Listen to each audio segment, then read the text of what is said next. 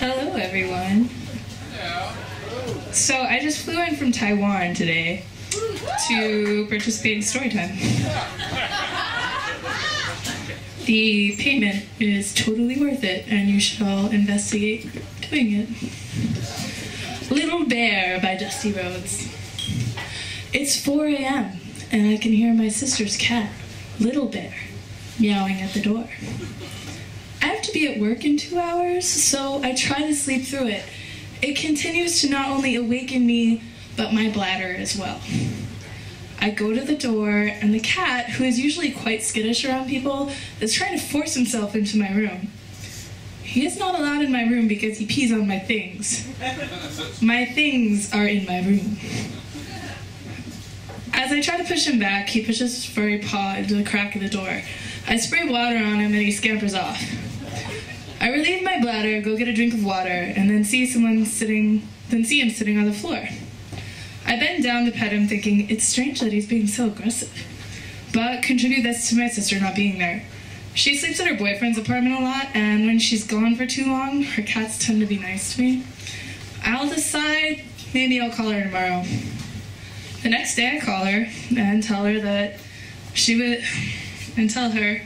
and she said it was probably just like hunting an insect or something, and then it ran into my room. Oh good, he's fine, but now a cockroach with ninja skills that allows it to escape from a cat is in my room.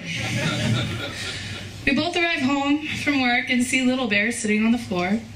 Little Bear has scoliosis. Yeah, that happens to cats too. As a result of his handicap, he's really uneasy around people, perhaps because he senses his vulnerability. But today he's letting me pet him a lot, which is not normal. Then I notice he's wet, and he smells like my belongings did after he peed on them. This is not a good sign.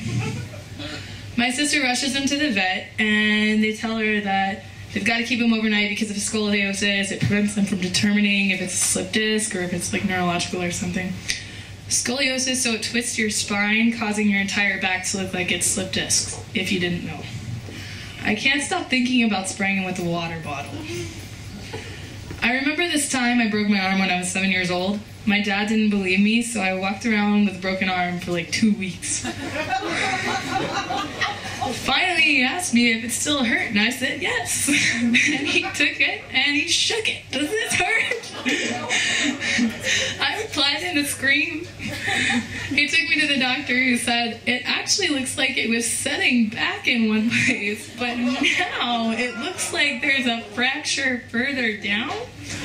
My dad suggested this might have something to do when he shook it to see if it was still in pain. The doctor kind of raised his eyes over the glasses like, oh, that was a good idea. After that, I was in a cast for a couple months, and my dad never questioned my threshold for pain again.